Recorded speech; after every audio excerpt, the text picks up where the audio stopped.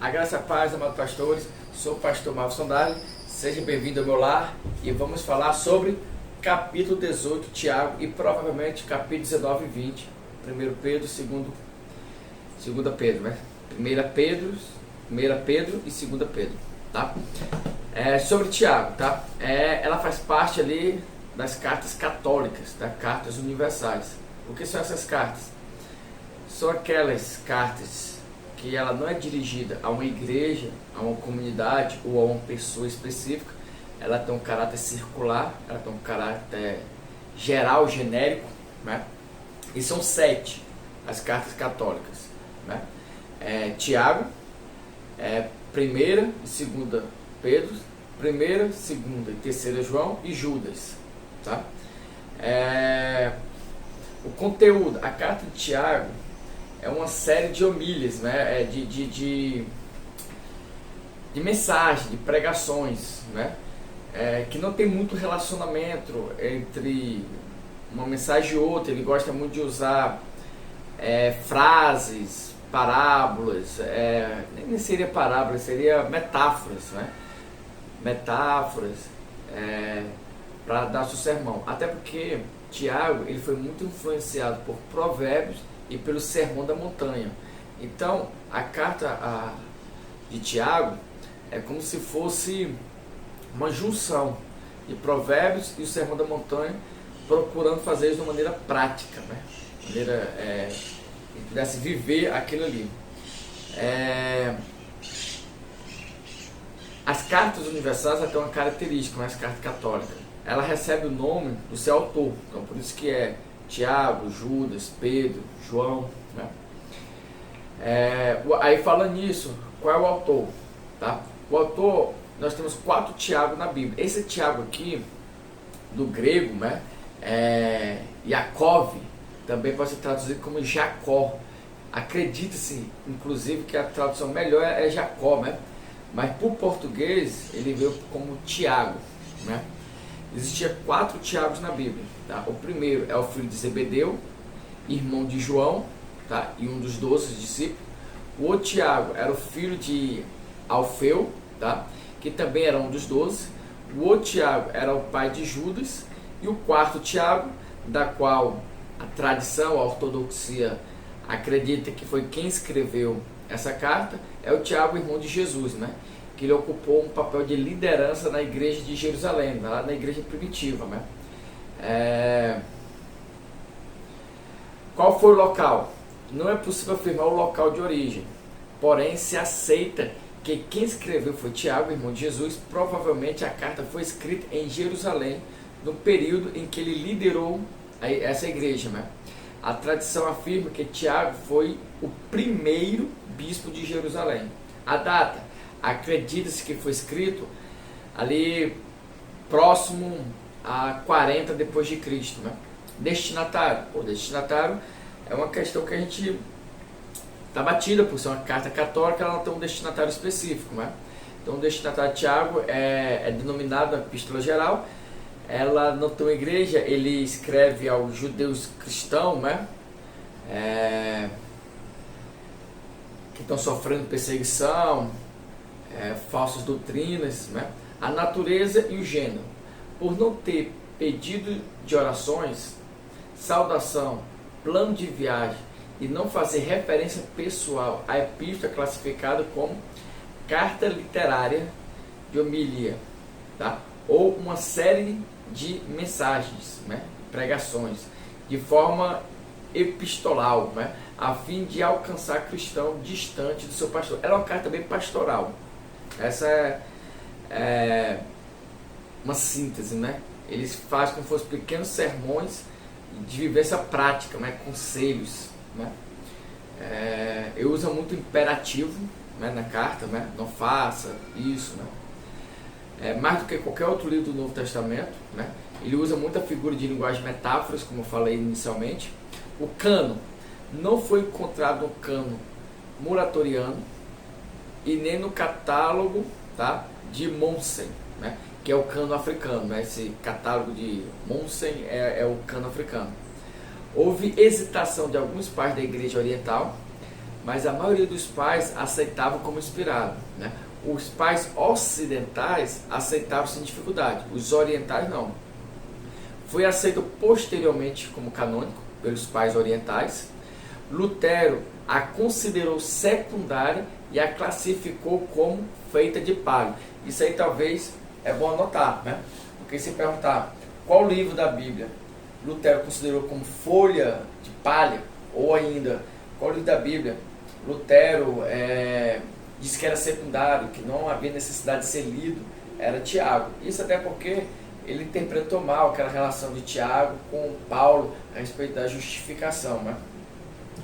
Estudo recente, a condenação aos ricos foi base de diversas formas da teologia da libertação. A teologia da libertação, ela foi alicerçada em várias passagens do livro de Tiago e do Evangelho de Lucas, né? Então isso é importante. Qual livro ali são a base do Evangelho da Libertação, da teologia da libertação? Tiago é uma. Contribuição, a fé cristã autêntica tem de se evidenciar em obras. Então a fé, se eu creio em Deus, eu tenho que demonstrar em obras.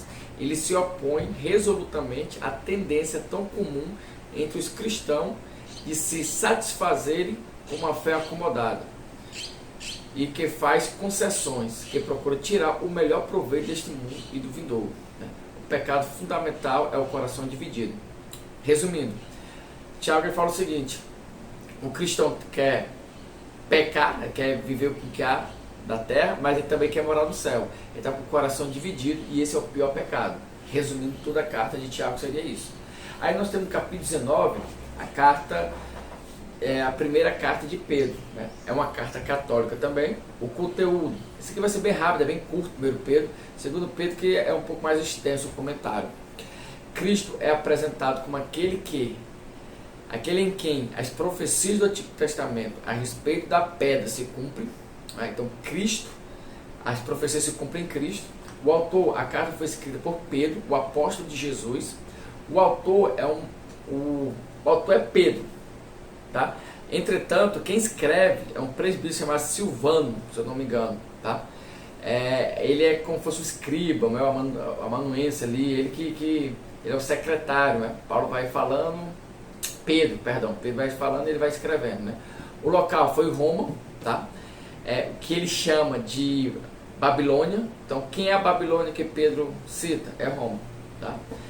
Foi escrito provavelmente na década de 60, depois de Cristo.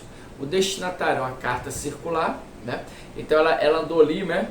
Aquela carta ali muito visitada por Paulo, né? Ali a Galácia, a Capadócia, a Ásia, Bitínia, né? Ela circulou por essas igrejas, né? O cano foi incluído nos livros aceitos por Eusébio. Eusébio citou 1 Pedro. A igreja jamais se opôs à autenticidade de 1 Pedro, coisa que não vai acontecer com a segunda carta de Pedro, que sofreu fortes oposição, tá? Então 1 Pedro ele é homologomena, mas 2 Pedro já é antilogomena, tá? Não estava incluído no cano siríaco, assim como todas as cartas universais. Não estava no cano muratoriano, tá? Deixa eu ver só uma coisa aqui. Vamos lá.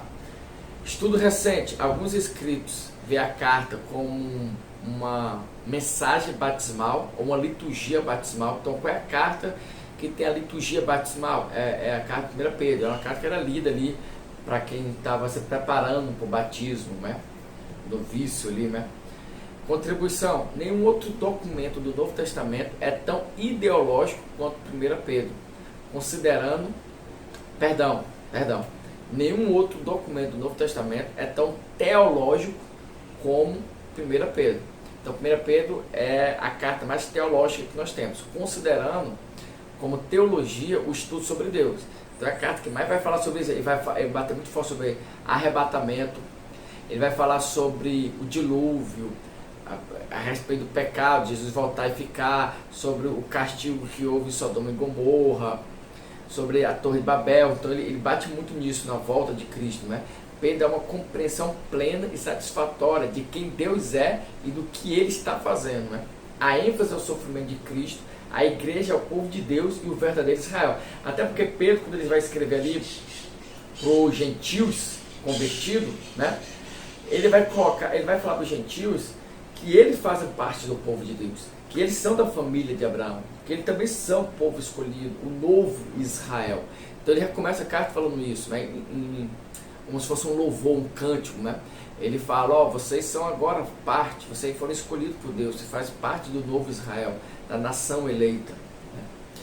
E aí, rapidamente, 2 Pedro, capítulo 20, é uma carta universal.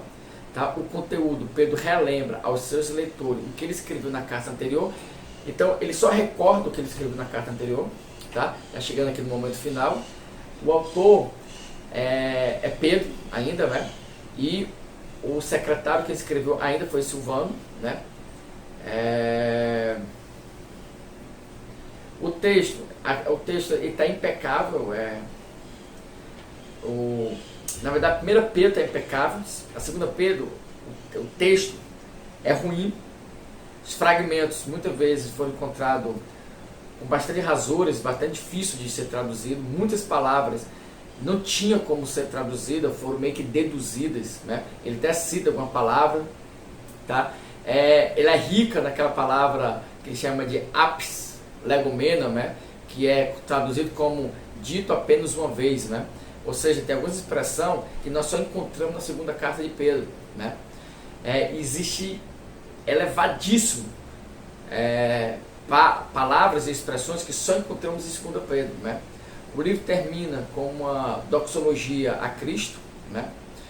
Que só encontramos em 2 Pedro e em 2 Timóteo, né? A maior parte do livro da carta de Judas se inclui na carta de 2 Pedro, então acredito que um copiou do outro, tá? O local foi em Roma, tá? Sobre essa carta, acredito que não sabemos em que momento ele escreveu, se foi antes ou depois da 2 Pedro. Mas a data mais provável é que foi depois, na década de 68, ou seja, 8 anos depois, né? O destinatário é o mesmo do 1 Pedro. Entretanto, o cânon, nenhum livro do Novo Testamento sofreu tanta, como eu posso dizer, tanta oposição como a carta de 2 Pedro. Ela foi a carta que mais sofreu oposição para ser aceita no cânon, tá? Foi o que mais demorou, né? Enfrentou lutas, foi muito difícil a aceitação. Eusébio só reconheceu a primeira carta de Pedro e a segunda na lista dos livros contestados, né? Ele não recebia a segunda carta de Pedro como um livro canônico, né? Ela só foi aparecer na carta de festival, né? Naquela carta pascual, em 367, por Atanásio, né? E só foi aceita muito tempo depois pelos pais da igreja, né? Estudos recentes, a maioria dos teólogos não ortodoxos afirma que a autoria é pseudônima, que não foi Pedro. Isso aí, gente, por vários fatores. Primeiro, a linguagem de 1 Pedro é muito diferente da linguagem de 2 Pedro, tá? Mas isso aí, alguns acreditam que é porque Pedro mudou de secretário, né? Que não foi mais Silvano. Outro detalhe, as expressões também de 2 Pedro são muito diferentes. A maneira como ele copia Judas, então tem vários critérios ali que não foi realmente Pedro quem escreveu, mas a teologia ortodoxa aceita como um livro canônico e de autoria de Pedro.